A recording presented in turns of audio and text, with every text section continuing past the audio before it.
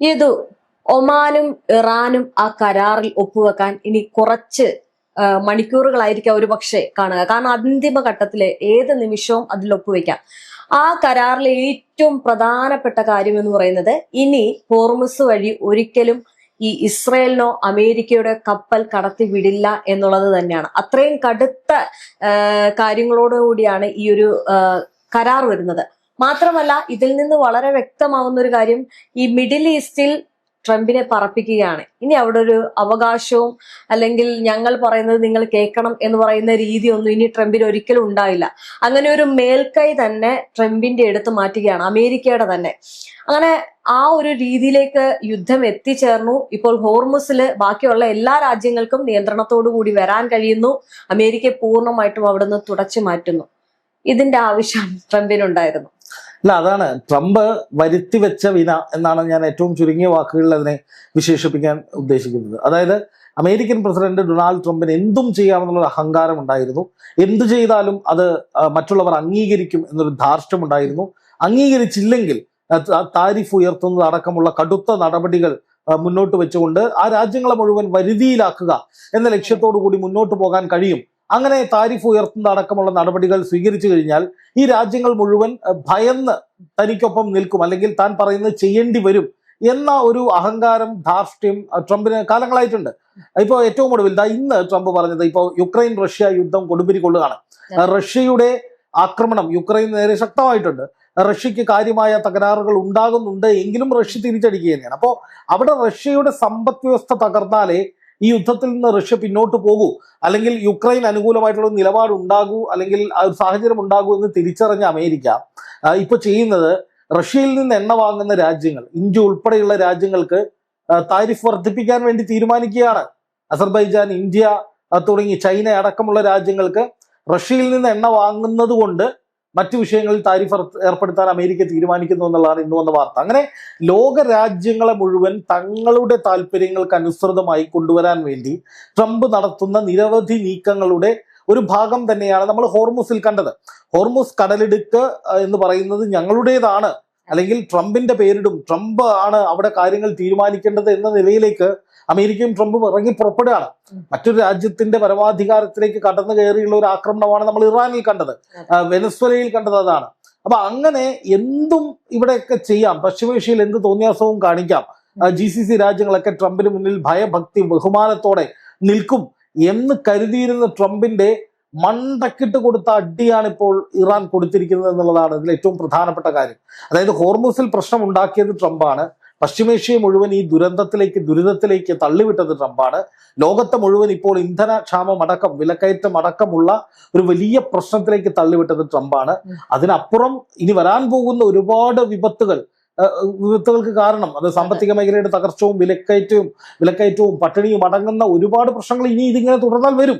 അപ്പോൾ അതിനൊക്കെ കാരണക്കാരനായിട്ടുള്ള ട്രംപ് തന്നെ ഞാൻ തന്നെ ഈ പ്രശ്നം പരിഹരിക്കാമെന്ന് പറഞ്ഞിട്ട് വീണ്ടും ഇറങ്ങിയേക്കാണ്. അപ്പൊ അത് ഇനി ആവശ്യമില്ല എന്ന് ഇറാൻ തീരുമാനിക്കുകയും ഒമാനുമായിട്ട് തന്ത്രപരമായ ഒരു കരാറിൽ ഏർപ്പെടാൻ പോവുകയും ഏതാണ്ട് ആ കരാർ നടപ്പാകുമെന്നാണ് കരുതുന്നത്. അതായത് ഒരു വശത്ത് അമേരിക്ക പറയുന്നതിനനുസരിച്ച് ഹോർമുസ് ചലിക്കണം എന്ന ലക്ഷ്യത്തോടു കൂടി അമേരിക്ക ഒരു കരാർ ഉണ്ടാക്കുന്നു, അതിലേക്ക് ഇറാനെ കൊണ്ടുവരാൻ വേണ്ടി മധ്യസ്ഥ രാജ്യങ്ങൾക്ക് മേൽ സമ്മർദ്ദം ചെലുത്തുന്നു. ആ രാജ്യങ്ങൾ അതിനുവേണ്ടി ശ്രമിക്കുമ്പോൾ ഇറാൻ ആ ചർച്ചയിലേക്കേ പോകാതെ യുദ്ധം ശക്തമാക്കിക്കൊണ്ട്, അല്ലെങ്കിൽ തിരിച്ചടി ശക്തമാക്കിക്കൊണ്ട്, അതേസമയം ഹോർമുസിലെ കാര്യങ്ങൾ തീരുമാനിക്കാൻ നമ്മൾ മതി എന്ന നിലയിലേക്ക് പശ്ചിമേഷ്യൻ രാജ്യങ്ങൾക്കിടയിൽ, ഗൾഫ് രാജ്യങ്ങൾക്കിടയിൽ ഒരു നെറ്റ്വർക്ക് ഉണ്ടാക്കുകയാണ്. അതിന്റെ ആദ്യ പടിയാണ് ഇപ്പൊ നമ്മൾ ഇനി കാണാൻ പോകുന്ന ഒമാനുമായി നിലവിൽ വരാൻ പോകുന്ന കരാർ. ആ കരാർ നിലവിൽ വന്നാൽ ഉണ്ടാകുന്ന ഏറ്റവും പ്രധാനപ്പെട്ട കാര്യമെന്ന് പറഞ്ഞാൽ, ഈ ഹോർമുസിലെ കാര്യങ്ങൾ അമേരിക്കയ്ക്ക് നിയന്ത്രിക്കാൻ കഴിയില്ല. അപ്പൊ അമേരിക്കയുടെയും ഇസ്രായേലിന്റെയും കപ്പലുകൾ ഇനി ഒരിക്കലും അതിലെ പോകണം എന്നതായിരിക്കില്ല അന്തിമ വ്യവസ്ഥ. അത് ട്രംപ് ഇങ്ങോട്ട് വെക്കുന്ന ചെക്ക് തിരിച്ചു വെച്ചതാണ്. ഒരു ചോക്കിംഗ് പോയിന്റ് എന്നുള്ള നിലയിലേക്ക് അതൊരു വിഷയമായിട്ട്, അവിടെ ഹോർമുസ് ഒരു വിഷയമായിട്ട് നിർത്തുകയാണ്. അവിടെ അമേരിക്കയ്ക്ക് ഒരു അടി കൊടുക്കുകയാണ്. പക്ഷെ അതിനപ്പുറം അമേരിക്കയുടെയും ഇസ്രായേലിന്റെയും ഒക്കെ കപ്പലുകൾ ഇനി അതിലേക്ക് കടന്നു പോകണമെങ്കിൽ വലിയ ടോൾ നൽകേണ്ടി വരും. അത് ഈ രാജ്യങ്ങൾക്ക്, ഈ കൂട്ടായ്മകൾക്ക് നൽകേണ്ടി വരും. അതാണ് ശരിക്കും പറഞ്ഞാൽ ട്രംപ് കുടുങ്ങാൻ പോകുന്ന വസ്തുത. അതായത് ഇത്രയും കാലം ഇസ്രായേലിനോ അമേരിക്കയ്ക്കോ അല്ലെങ്കിൽ ഒരു രാജ്യത്തിനോ അവരുടെ ചരക്ക് കപ്പലുകൾ അതിലേക്ക് കൊണ്ടുപോകുന്നതിന് ഒരു തടസ്സവും ഉണ്ടായിരുന്നില്ല. ആർക്കും തോള് കൊടുക്കേണ്ടിയിരുന്നില്ല എന്ന് മാത്രമല്ല ആരുമായിട്ടും ഒരു രാജ്യങ്ങൾക്കും അവിടെ ഒരു തങ്ങളുടെ പരമാധികാരമാണ് അത് എന്ന് പറയുന്നില്ല. സ്വതന്ത്രമായ ഒരു നിയന്ത്രണവുമില്ലാതെ കപ്പലുകൾ പോകുന്ന ഒരു സ്വതന്ത്ര കപ്പൽ പാത, അതിനെ ഈ വിധത്തിൽ നശിപ്പിച്ച് ഇറാന്റെ കയ്യിലേക്ക് കൊണ്ടു കൊടുത്തത് ട്രംപാണ്. ശരിക്കും ഈ യുദ്ധത്തോടു കൂടിയാണ് ഇറാന് ഹോർമൂസിന്റെ വാല്യൂ എന്താണെന്നും ആ ഹോർമൂസ് ഞങ്ങളുടെ കയ്യിൽ ഇരുന്നാൽ അത് ഒരു ഫിക്സഡ് ഇൻവെസ്റ്റ്മെന്റ് ആണ്, ഫ്യൂച്ചറിസ്റ്റിക് ആയിട്ടുള്ള ഒരു ഇൻവെസ്റ്റ്മെന്റ് ആണ്. ഇനി എന്ത് കാര്യങ്ങൾ വന്നാലും, ഇനി ഏതൊക്കെ തരത്തിൽ ആരൊക്കെ സമ്മർദ്ദം ചെലുത്താൻ വന്നാലും ഹോർമൂസ് ഒരു ആയുധമായി ഉയർത്തി കാണിച്ചുകൊണ്ട് ഇതിനെ നേരിടാൻ കഴിയും. ഈ പ്രശ്നങ്ങളില്ല, ആ പ്രശ്നങ്ങളെ നെഗോഷിയേറ്റ് ചെയ്യാൻ കഴിയും എന്ന് ഇറാന് തോന്നുന്ന, അല്ലെങ്കിൽ ലോകത്തിന് മുന്നിൽ ഇറാൻ ഇത് മുന്നോട്ട് വെച്ചുകൊണ്ട് വിലപേശാൻ കഴിയുന്ന ഒരു സാഹചര്യം ഉണ്ടായിട്ടുണ്ട്. അപ്പൊ അതുകൊണ്ട് തന്നെ ഇനി ഇറാൻ ഹോർമൂസിൽ ബലം പ്രയോഗിച്ച് ഹോർമൂസ് ഇറാന്റെ കീഴിലേക്ക് വരികയാണെങ്കിൽ പശ്ചിമേഷ്യയിലെ ഏതൊരു നീക്കത്തിനും, പശ്ചിമേഷ്യയിൽ ഇനി ഭാവിയിൽ അമേരിക്കയും ഇസ്രായേലും ഒക്കെ നടത്താൻ പോകുന്ന ഏതൊരു നീക്കത്തിനും ഇറാൻ വിലപേശുന്നത് ഈ ഹോർമൂസ് വെച്ചിട്ടായിരിക്കും. എന്ന് മാത്രമല്ല ഇറാന്റെ അനുമതി ഇല്ലാതെ ഒന്നും ചെയ്യാൻ കഴിയാത്തൊരവസ്ഥ പശ്ചിമേഷ്യയിൽ അധികം വൈകാതെ ഈ നിലയ്ക്കാണെങ്കിൽ അമേരിക്കയ്ക്ക് ഉണ്ടാകും. ഗൾഫ് രാജ്യങ്ങൾ എണ്ണ ഒഴുക്കാതിരുന്ന ഒരു സാഹചര്യം ഉണ്ടായിരുന്നല്ലോ, അതിന് ഇത് മാറും. ഇറാന്റെ തിരിച്ചടി, കാരണം ഇത്രയും നാൾ ഇറാന്റെ ആ ഒരു എണ്ണ ഒഴുക്കാതെ പിടിച്ചു വെച്ചിരുന്നു. ഇനിയിപ്പം ഹോർമുസ് വഴി അമേരിക്കയുടെ ഇസ്രായേലിന്റെ കപ്പൽ പോകാതിരിക്കാൻ വേണ്ടിയിട്ട് ഇറാൻ അല്ല, അതിന് കാരണം ഇത് അത് നെഗോഷിയേഷന് വേണ്ടിയിട്ടുള്ള ശ്രമമാണ്. ഇറാൻ ഈ ഹോർമുസിനെ ഒരു ചോക്കിംഗ് പോയിന്റ് എന്ന നിലയിൽ ഉയർത്തി കാണിച്ചിട്ട് ഇറാൻ ചെയ്യാൻ പോകുന്ന കാര്യം ഇനി അങ്ങോട്ട് ഗൾഫ് രാജ്യങ്ങൾ ഇറാനോടൊപ്പം നിൽക്കുകയും ഇങ്ങനെ ഒരു കമ്മ്യൂണിറ്റി രൂപീകരിക്കപ്പെടുകയും അത് ഹോർമുസിലെ കാര്യങ്ങൾ നിയന്ത്രിക്കുകയൊക്കെ ചെയ്യുകയാണെങ്കിൽ പിന്നെ സംഭവിക്കാൻ പോകുന്നത് ഇപ്പോൾ ഇറാൻ ചെയ്യുന്ന അമേരിക്ക ചെയ്യുന്ന അതേ ഉപരോധവും ഭീഷണിയും ഇറാന് അല്ലെങ്കിൽ ഈ ഗ്രൂപ്പിന് തിരിച്ചു ചെയ്യാൻ കഴിയും. അതായത് ഇപ്പൊ ട്രംപ് ചെയ്യുന്നത് എന്താണ്? ഇറാനിൽ നിന്ന് എണ്ണ വാങ്ങുന്ന ആരും എണ്ണ വാങ്ങരുത്, അതുകൊണ്ട് ഇറാനെ സഹായിക്കുന്ന രാജ്യങ്ങളെ മുഴുവൻ ഉപരോധം ഏർപ്പെടുത്തും, ഇറാനിലേക്ക് പോകുന്ന കപ്പലുകൾക്ക് മുഴുവൻ തീരുവ ചുമത്തും, ബ്ലാക്ക് ലിസ്റ്റ് ചെയ്യും, കരിമ്പട്ടികയിൽപ്പെടുത്തും. ഇതൊക്കെയാണ് ട്രംപ് ചെയ്തുകൊണ്ടിരിക്കുന്നത്. അന്താരാഷ്ട്ര നിയമങ്ങളുടെ ലംഘനമാണ്, ഒരു വലിയ വയലേഷനാണത്. എന്ന് മാത്രമല്ല അങ്ങനെ ചെയ്യുന്നത് ശരിക്കും ഒരു രാജ്യത്തിന്റെ ഓരോ രാജ്യത്തിന്റെയും പരമാധികാരത്തിനെതിരാ. ഒരു രാജ്യം എവിടെ നിന്ന് എണ്ണ വാങ്ങണം, ഏത് രാജ്യവുമായി കരാറിൽ ഏർപ്പെടണമെന്ന് അതാത് രാജ്യങ്ങൾക്ക് തീരുമാനിക്കാനുള്ള സ്വാതന്ത്ര്യവും പരമാധികാരവും ഒക്കെ ഉണ്ട് ആ രാജ്യങ്ങൾക്ക്. അതിന് മേലെ കടന്നുകൊണ്ടാണ് ട്രംപ് പറയുന്നത് ഞാൻ പറയുന്നിടത്തെ നിങ്ങൾ പോകാവൂ എന്ന് പറയുന്നത്. ശരിക്കും ആ രാജ്യത്തിന്റെ പരമാധികാരത്തോടും അവിടുത്തെ ഭരണകൂടത്തോടും ഒക്കെയുള്ള അനാദരവാണ്, ആ പരമാധികാരത്തിനെതിരായിട്ടുള്ള നീക്കമാണ്. അപ്പൊ ഇനി സംഭവിക്കാൻ പോകുന്നത് എന്താണ്? ട്രംപ് പറയാണ്, ഏതെങ്കിലും ഒരു രാജ്യത്തോട് പറയാണ് നിങ്ങൾ ഇറാനെ സഹായിക്കുകയാണെങ്കിൽ നിങ്ങൾക്ക് ഞങ്ങൾ തീരുവ കൂട്ടും എന്ന് ട്രംപ് പറയണമെന്ന് വെച്ചു. അപ്പൊ അങ്ങനെയാണെങ്കിൽ ഈ രാജ്യം ഇറാനെ സമീപിക്കുന്നു, ഇറാൻ പറയുന്നു നിങ്ങൾ അവരെ ഉപരോധിച്ചു കഴിഞ്ഞാൽ ഈ പറയുന്ന പാതയിലൂടെ നിങ്ങളുടെ ഒരു സാധനം പോകില്ല. സിമ്പിൾ ആണ്. പക്ഷെ വേറെ കാര്യമുണ്ട്, ഇപ്പൊ റഷ്യക്കെതിരെ താരിഫ് ഏർപ്പെടുത്താൻ പോകുന്നു എന്ന് പറഞ്ഞില്ലേ, ഈ ട്രംപ് പിച്ചച്ചട്ടി എടുത്തോണ്ടല്ലേ? കാരണം സൈനികരില്ല, ആയുധങ്ങൾ ഇനി ഒന്നും തന്നെ ഇല്ല, എല്ലാം ശൂന്യമാകുന്ന ഒരു അവസ്ഥ. കടം ചോദിക്കാൻ വേണ്ടിയിട്ട് ഗൾഫ് മേഖലയിൽ ചെന്നു, അവര് പറഞ്ഞ് ഞങ്ങൾക്ക് വലിയ നഷ്ടം ഉണ്ടാക്കിയതിന്റെ നഷ്ടപരിഹാരം നിങ്ങൾ ഇങ്ങോട്ട് താ, എന്നിട്ട് ഞങ്ങൾ അങ്ങോട്ട് വേണമെങ്കിൽ തരാം, ആ ഒരു നിലപാടിലേക്ക് പോകുന്നു. അങ്ങനെ ആകെ മൊത്തത്തിൽ യുദ്ധം കൊണ്ട് ട്രംപ് പിച്ചച്ചട്ടി എടുക്കുന്നത് കൊണ്ടാണ് ഇപ്പൊ അവിടുത്തെ വിഷയം വിട്ടിട്ട് നേരെ യുക്രൈൻ റഷ്യയുടെ വിഷയത്തിലേക്ക് വന്നിട്ട് ഇവിടെ താരിഫ് ഏർപ്പെടുത്താൻ ഒരുങ്ങുന്നത്. അല്ല, ഇതില് ട്രംപ് അല്ലെങ്കിൽ അമേരിക്ക ഏത് വിഷയത്തിൽ എന്ത് നിലപാട് സ്വീകരിച്ചാലും അതിന് രണ്ടോ മൂന്നോ മുഖങ്ങൾ ഉണ്ടാവും. അതായത് ഇപ്പം ഹോർമൂസ് അടച്ചു പൂട്ടുക അല്ലെങ്കിൽ ഹോർമൂസിൽ ഒരു സംഘർഷം ഉണ്ടാകുമ്പോൾ അമേരിക്കയുടെ ഒരു താല്പര്യം അല്ലെങ്കിൽ ഒരു ലക്ഷ്യം എന്ന് പറയുന്നത് അമേരിക്കയുടെ എണ്ണ കൂടുതലായിട്ട് വിൽക്കുക, ഗൾഫിൽ നിന്നുള്ള എണ്ണ സ്റ്റോപ്പ് ആകും, സ്വാഭാവികമായിട്ടും അമേരിക്കയുടെ കയ്യിലുള്ള എണ്ണ കൂടുതൽ വിലയ്ക്ക് വിൽക്കാൻ കഴിയും. അതൊരു പോയിന്റ്. ആയുധങ്ങളുടെ കച്ചവടം, പ്രതിരോധ സംവിധാനങ്ങളുടെ കച്ചവടം, അത് രണ്ടാമത്തെ പോയിന്റ്. മൂന്നാമത്തെ പോയിന്റ്, ഈ ഹോർമൂസിലെ പ്രശ്നം പരിഹരിച്ചു കഴിഞ്ഞാൽ പിന്നെ ഹോർമൂസ് ഞങ്ങളുടെ കൺട്രോളിലേക്ക് വരും, അത് മൂന്നാമത്തെ പോയിന്റ്. ഒരൊറ്റ നീക്കം കൊണ്ട് ട്രംപ് കാണുന്നത് ഇത്രയും കാര്യങ്ങളാണ്, ഇത്രയും ബിസിനസ് ആസ്പെക്റ്റുകൾ ട്രംപ് അതിൽ കാണുന്നുണ്ട്. അപ്പൊ ഇവിടെ സംഭവിക്കുന്നത് എന്താണ്? ഇവിടെ ഇപ്പോ ട്രംപ് തീരുമാനിക്കുന്ന അല്ലെങ്കിൽ ട്രംപ് പറയുന്ന ഒരു കാര്യം, റഷ്യക്ക് യുദ്ധം ചെയ്യാനായിട്ട് എന്താണ് കാരണം? അവർക്ക് പൈസയുണ്ട്, അവർക്ക് ഒരു സാമ്പത്തിക പ്രശ്നം ഉണ്ടെങ്കിൽ പോലും യുദ്ധം ചെയ്യാൻ ആവശ്യമായ സാമ്പത്തികം അവരുടെ കയ്യിലുണ്ട്. അതിന് കാരണം എന്താണ്? അത് അവർ നടത്തുന്ന വ്യാപാരം തന്നെയാണ്, ഈ പറയുന്ന എണ്ണ വിൽപ്പന തന്നെയാണ് അവരുടെയും പ്രധാനപ്പെട്ട ഒരു വരുമാന സ്രോതസ്. അപ്പൊ അത് നിലയ്ക്കുകയാണെങ്കിൽ ഈ യുദ്ധത്തിൽ നിന്ന് റഷ്യയെ പിന്മാറ്റാൻ കഴിയും, അതുവഴി യുക്രൈനെ ഏകപക്ഷീയമായി വിജയം പ്രഖ്യാപിക്കാൻ കഴിയും എന്നുള്ളതാണ് അമേരിക്ക കാണുന്ന ഒരു കാര്യം. രണ്ടാമത്തെ കാര്യം, രേഷ്മ പറഞ്ഞതുപോലെ തന്നെ ഇപ്പോ അറബ് രാജ്യങ്ങളിൽ നിന്നുള്ള എണ്ണ അന്താരാഷ്ട്ര വിപണിയിൽ ലഭ്യമല്ല, വില വർദ്ധിക്കുകയാണ്. ഈ സാഹചര്യത്തിൽ പല രാജ്യങ്ങളും റഷ്യയിൽ നിന്നാണ് എണ്ണ വാങ്ങുന്നത്. അതുകൂടി നിന്നാൽ പിന്നെ ഇവിടെ എണ്ണ വിൽക്കാൻ കഴിയുന്നത് അമേരിക്കയ്ക്കും ഈ വെനസ്വേലയിൽ നിന്നുള്ള എണ്ണയും മറ്റുമാണ്. അപ്പൊ സ്വാഭാവികമായിട്ടും വളരെ ഉയർന്ന വിലയ്ക്ക് ട്രംപിന് എണ്ണക്കച്ചവടം നടത്താം. അതാണ് ഇതിൻ്റെ അകത്ത് ട്രംപ് കാണുന്ന അല്ലെങ്കിൽ അമേരിക്ക കാണുന്ന ഒരു ഫിനാൻഷ്യൽ പ്ലാൻ അല്ലെങ്കിൽ ഒരു ബിസിനസ് പ്ലാൻ എന്ന് പറയുന്നത്. അതായത് ട്രംപിനെ സംബന്ധിച്ചറിയാം, അമേരിക്കയെ സംബന്ധിച്ചറിയാം, അവർക്ക് വലിയ തോതിലുള്ള തിരിച്ചടി, അത് സാമ്പത്തികമായിട്ട് വലിയ തിരിച്ചടി ഉണ്ടായിട്ടുണ്ട്. യുദ്ധത്തിലുണ്ടാകുന്ന തിരിച്ചടി വേറെ, അവർക്ക് ഇതുവരെ യുദ്ധ ലക്ഷ്യങ്ങൾ നേടാൻ കഴിഞ്ഞിട്ടില്ല, വലിയ തോതിൽ അവരുടെ പദ്ധതികൾ പൊളിയുന്നുണ്ട്, ഇസ്രായേലിന്റെ സ്വപ്നങ്ങൾ തകർന്നിട്ടുണ്ട്. അങ്ങനെ ഈ യുദ്ധത്തിന് ഇറങ്ങിയവർക്ക് ഈ യുദ്ധം കൊണ്ട് ഒരുപാട് നാശനഷ്ടങ്ങൾ, ഇച്ഛാഭംഗങ്ങൾ ഉണ്ടായിട്ടുണ്ട്.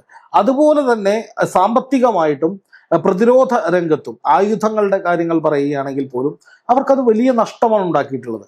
അതായത് 80% ആയുധങ്ങൾ തീർന്നുപോയി എന്ന് അമേരിക്കയിലെ ഉന്നത ഉദ്യോഗസ്ഥരെ ഉദ്ധരിച്ച് അമേരിക്കൻ മാധ്യമങ്ങൾ റിപ്പോർട്ട് ചെയ്യാണ്. പ്രതിരോധ സംവിധാനങ്ങൾ, ഈ ആരോ, താഡ് തുടങ്ങിയ പ്രതിരോധ മിസൈൽ കൂട്ടങ്ങൾ, അതിലും വലിയ കുറവുണ്ടായിട്ടുണ്ട്. അപ്പോൾ അങ്ങനെ എല്ലാ വിധത്തിലും കുറവുകളാണ് അമേരിക്കയ്ക്ക് ഉണ്ടായിട്ടുള്ളത്. എന്നാൽ ഉദ്ദേശിച്ച ലക്ഷ്യങ്ങളൊന്നും നേടിയിട്ടില്ല.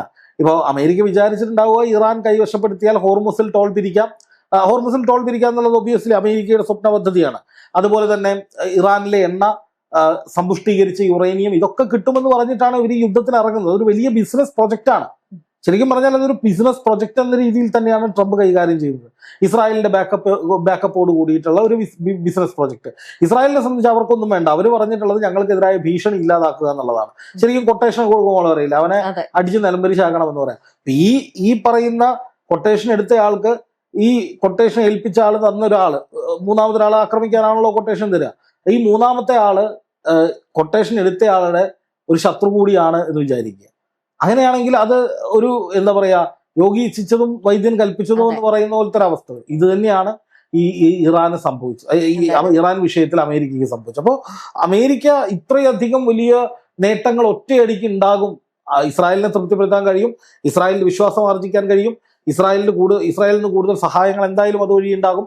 അപ്പോൾ സ്വാഭാവികമായിട്ടും ഇസ്രായേലിനെ തൃപ്തിപ്പെടുത്തുന്നതോടൊപ്പം തന്നെ ഒരു വെടിക്ക് രണ്ട് പക്ഷി എന്നൊക്കെ പറയുന്ന പോലെ ഈ ഇറാനിൽ നിന്ന് ഇത്രയും സാധനങ്ങൾ കിട്ടും. അത് പ്രതീക്ഷിച്ചാണ് ട്രംപ് ഇറങ്ങിയത്. പക്ഷെ ഓരോ ദിവസം കഴിയും തോറും ട്രംപിന് വീണ്ടും മനസ്സിലാവുകയാണ് ഇതൊന്നും നടക്കാൻ പോകുന്നില്ല.